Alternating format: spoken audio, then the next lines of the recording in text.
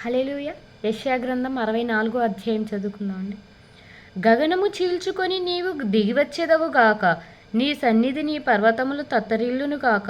నీ శత్రువులకు నీ నామమును తెలియజేయుటకై అగ్ని గచ్చ పొదలను కాల్చు రీతిగాను, అగ్ని నీళ్లను పొంగజేయు రీతిగాను నీవు దిగివచ్చెదవు గాక. జరుగునని మేమనుకొని భయంకరమైన క్రియలు నీవు చేయగా, అన్యజనులు నీ సన్నిధిని కలవరపడదురుగాక. నీవు దిగివచ్చెదవు కాక, నీ సన్నిధిని పర్వతములు తత్తరిల్లును కాక. తన కొరకు కనిపెట్టు వాని విషయమై నీవు తప్ప తన కార్యము సఫలము చేయు మరి ఏ దేవునిని ఎవడు నే కాలమున చీచియుండలేదు. అట్టి దేవుడు కలడన్న సమాచారం మనుష్యులకు వినబడలేదు, అట్టి సంగతి వారికి తెలిసి ఉండలేదు. నీ మార్గములను బట్టి నిన్ను జ్ఞాపకము చేసుకొనుచు సంతోషముగా నీతిని అనుసరించి వారిని నీవు దర్శించుచున్నావు. చిత్తగించుము, నీవు కోపపడితివి, మేము పాపులమైతిమి, బహుకాలము నుండి పాపములలో పడియున్నాము. రక్షణ మాకు కలుగునా? మేమందరము అపవిత్రులమంటి వారమైతిమి, మా నీతిక్రియలన్నీయు మురికి గుడ్డవలే నాయెను.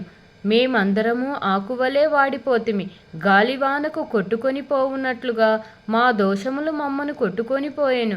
నీ నామమును బట్టి మొరపెట్టు వాడొకడునూ లేకపోయెను. నిన్ను ఆధారము చేసుకొనుటకై తన్ను తాను ప్రోత్సాహపరచువాడొకడునూ లేడు. నీవు మాకు ముఖము చాటు చేసుకొంటివి, మా దోషముల చేత నీవు మమ్మును కరిగించియున్నావు. యెహోవా, నీవే మాకు తండ్రివి, మేము జిగటమమ్ము, నీవు మాకు కుమ్మరివాడవు. మేమందరము నీ చేతి పని అయి ఉన్నాము. యెహోవా, అత్యధికముగా కోపపడకుము, మేము చేసిన దోషమును నిత్యము జ్ఞాపకము చేసుకొనుము. చిత్తగించుము, చూడుము, దయచేయుము. మేమందరము నీ ప్రజలమే కదా. నీ పరిశుద్ధ పట్టణములు భీతి భూములాయెను.